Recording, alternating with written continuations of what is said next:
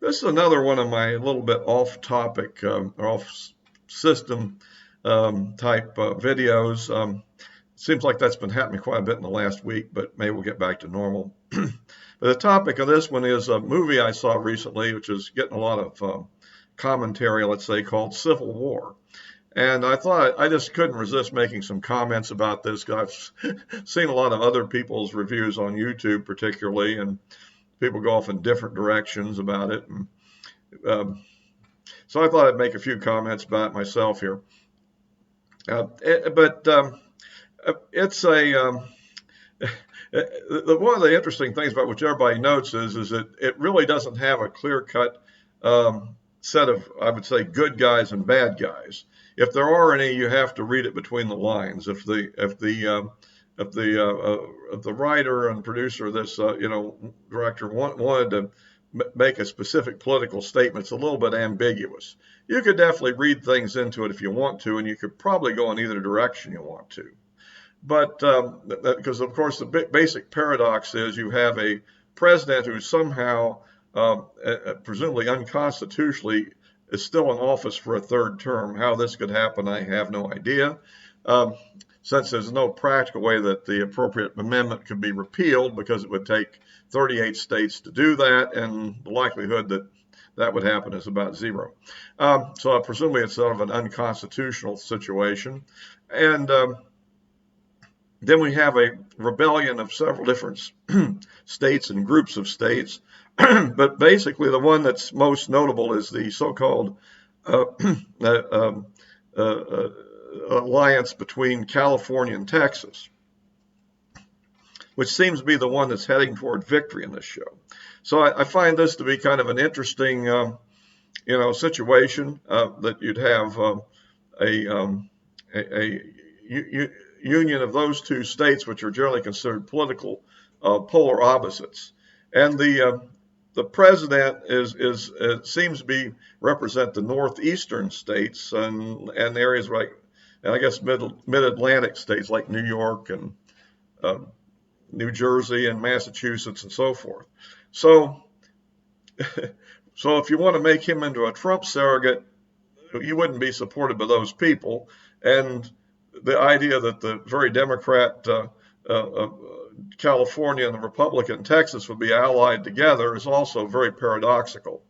So I tend to think that the whole point of this is to actually make a statement about divisions within a country and the horrible outcome it could lead to, more than casting aspersions on either side. I kind of think what the writer here is really trying to say is that we've let our political battles become too personal, that we've got too much into a cancel culture where we don't want to listen to the other side, where MSNBC can't hire a former RNC chairperson who obviously was really well not liked by the Trump people anyhow, but yet is too unacceptable to make commentary on their ultra-left network. I think it's an attack on where this could lead to in a hypothetical, but not a literal, if you will. And so I think that's the essence of the show. I mean, you do have specifically, and I don't really mind just talking about the events of the show. I'm not adverse to spoilers myself, because they generally make me want to, if they're interesting, they even make me want to see the show more. And if they're not interesting, they warn me not to waste my money, whichever. But essentially what I'm getting into is that you start off, the main focus is on some photojournalists who are not written journalists, so they're not really expressing opinions as such. They're simply taking pictures of the action that occurs and taking, risks to do it. And so in that sense, maybe it's a statement in favor of those kind of photojournalists, but at the same time, you have to, you look at the conflict itself. You want to, suppose this president's abolished the FBI and he's conducting airstrikes on people in the country. Yet it would seem that as the Western forces are closing in on North, I would presume it was their air power that actually dropped a bomb at the beginning of the show and killed a bunch of people. So it looks like both sides are actually doing that. And in fact, it seems like this is being fought with a war fought with no quarter, no prisoners taken. And so you have you also have a situation where there are also kind of freelance militias showing up. I mean, one of the things that our heroic journalists run into fairly early on in the show is, the vigilantes who apparently have got a couple of looters kind of hung up by their hands and have been brutally beaten, and they're deciding whether or not to execute them. Um, and they're selling gasoline at $300 Canadian for a fill up of the vehicle because, well, our U.S. money apparently isn't worth that much anymore, but the Canadian money apparently still has some value, which suggests the whole economy has collapsed because of the war. Then you have, and then you have another incident where they run into a group that's fighting apparently pro-loyalist or soldiers, and they're at one group. One of the reviewers that thought they might be the Western forces. I would say quite the contrary. I think they're probably the Boogaloo Boys. If you heard of from the back in the little disruptive period back in 2020. It seems like that kind of a group. And then they run into some other group which seem to be extremely nationalistic. One might say racist, but they don't shoot the Asian until he says he's from Hong Kong. So I don't know. I mean, that other person they shot because he wouldn't say. The other people he didn't shoot because they were from American states, and yet in the end, of course, one of the elderly senior journalist who was too, I guess, physically, he stays back because he didn't want to get involved in, drives over the van and with these people the van and manages to help rescue him, but manages to get shot as he's escaping, and eventually dies on the way out. So, that kind of situation. Then you run into a store, which is where the people there are trying to pretend the whole thing is not happening because I guess no armed group moved into their neighborhood yet, and so forth. And then we ultimately, in the end, join up with these Western forces, and paradoxically, they look almost like a U.S. Army unit. In fact, some of them clearly have 1st Cavalry insignia on their helicopters, and are very well organized and uniformed, which doesn't look like a ragtag group of militia rebels. I mean, are they supposed to be the National Guard units from California and Texas? Why have these groups been able to completely overpower the actual regular U.S. Army and Marine Corps? That seems to be a paradox. Also, have Air Force units switched sides as well? It looks like if this was even, that's why I say I think this is not a very possible scenario. I mean, you actually have, of course, you could look at what happened during the Arab Spring thing in Syria, where, of course, units of the Syrian military defected to become rebels, and other loyalist units continued to fight, and eventually they were reinforced by Russians, and well, we've seen that whole tragic story play out over years. But the point is that, so I guess we're assuming that actual whole military units must have went rebel too, I would guess.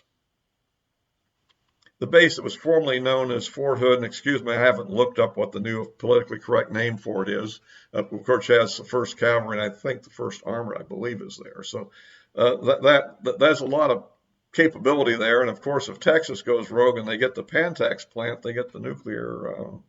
Well, I don't know. I mean, you look at this thing, and of course, it is kind of wondering, well, what happened in Nevada, Arizona, and New Mexico? I guess the two of them had already taken that over. You can see, and also, if this thing lasted any length of time, you have to realize that a lot of the heavy equipment aircraft would break down because of the way that the defense industries have sort of spread all the subcontract work and the supply chain all over the entire country. So if certain states are in rebellion, they probably aren't selling to the other states that are fighting their own thing. And I don't, well, you see what I'm getting. This is the way I look at these movies, which is a little maybe different than a typical reviewer would. And then, of course, we finally have the final assault on the White House, on D.C., because at this point the regular loyalists or the official government military had surrendered, and the Pentagon had been seized in an air assault and with helicopters, I guess. And so now the final showdown is this army takes on the limited secret service that's protecting the White House, and no holds barred, no prisoners assault, which is kind of interesting.